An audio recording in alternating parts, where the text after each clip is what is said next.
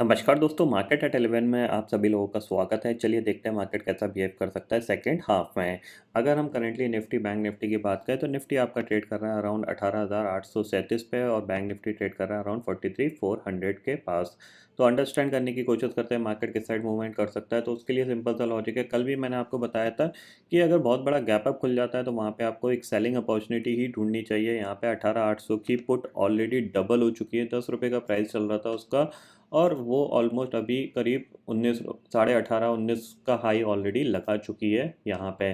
तो एक अच्छा प्रॉफिट उसके अंदर मिला है। अब देखते हैं यहाँ पे मार्केट कैसा बिहेव कर सकता है, क्योंकि एक जो मॉर्निंग अपॉर्चुनिटी थी वो यहाँ पे कंप्लीट हो गई है।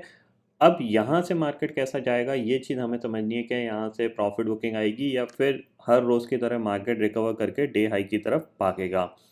अब यहाँ पे अगर ऑप्शन चेन डाटा को देखोगे तो अगर आप यहाँ पे क्लियरली समझोगे तो आज एक्सपायरी है 18,800 की कॉल पे करीब 67 लाख का ओपन इंटरेस्ट खड़ा हुआ है और पुट पे करीब 1 करोड़ 18 लाख का ओपन इंटरेस्ट खड़ा हुआ है। इसका मतलब क्या है, मेक और ब्रेक 18,800 ही है। 18,800 के नीचे ट्रेड करना स्टार्ट करेगा तो यहाँ पे फर्स्ट साइन ऑफ नेगेटिविटी आते हुए दिखाई देंगे।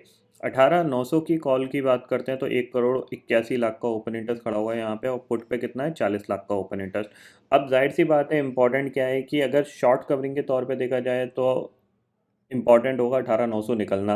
18,900 निकलेगा तो शॉर्ट कवरिंग ज़बरदस्त आएगी, क्योंकि इतना बड़ा ओपन इंटरेस्ट ऐड है और आज एक्सपायरी का दिन है। तो जाहिर सी बात है फिर आपको जो शॉर्ट कवरिंग का मूव होगा वो थोड़ा बड़ा होगा। अदरवाइज़ फ़िलहाल जो रेंज दिख रही है वो 18,800 से लेकर 18,900 की दिख रही है, जिसमें 18,880 का जो लेवल होगा वो आपके लिए एक रेजिस्टेंस का काम करेगा।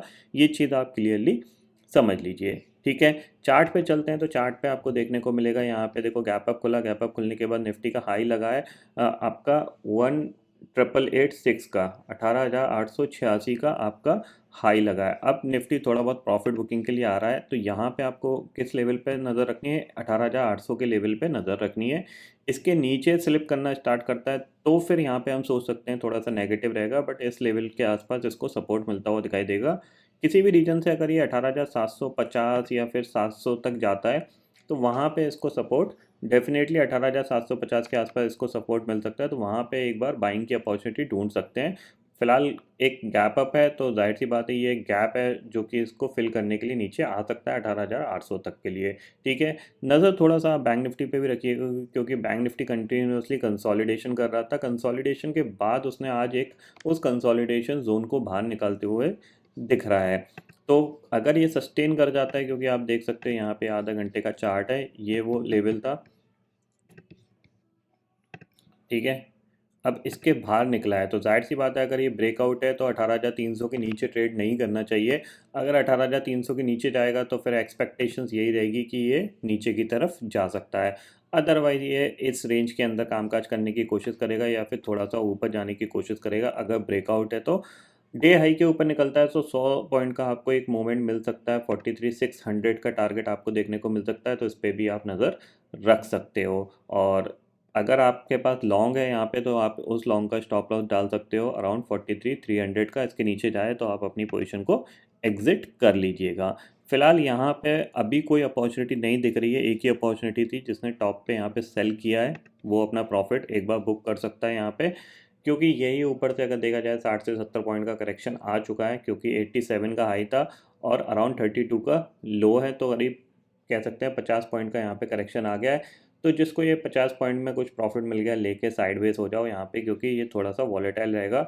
हो सकता है ये रिकवर होकर डे हाई की तरफ दोबारा से चला जाए। तो डे हाई के ऊपर अगर निकलेगा तो फिर आपको दोबारा से एक शॉर्ट कवरिंग मूव मिल सकता है 18,950 तक के लिए। तो डे हाई के ऊपर निकले तो आपको थोड़ा सा एक्टिव होकर काम करना है। अपॉर्चुनिटी अगर आपको कोई बड़ी मिलती है तो डेफिनेटली आपको एक अच्छा प्रॉफिट मिल सकता है।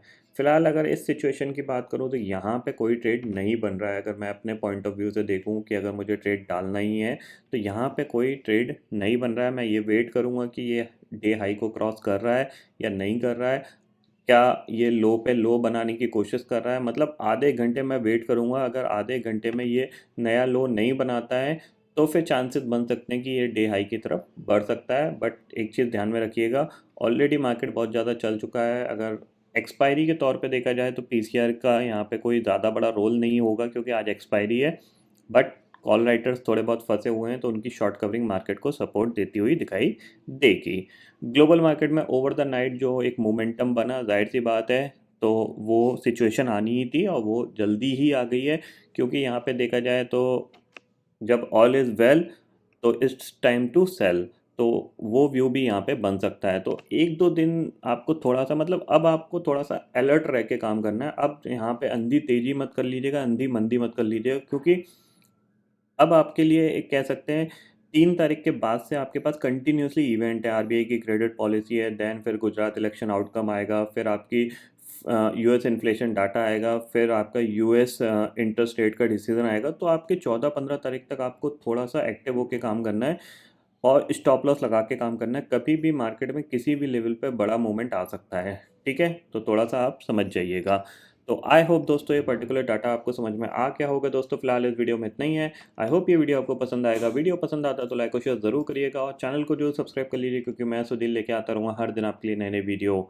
इसी के साथ शुक्रिया दोस्तों, जय हिंद।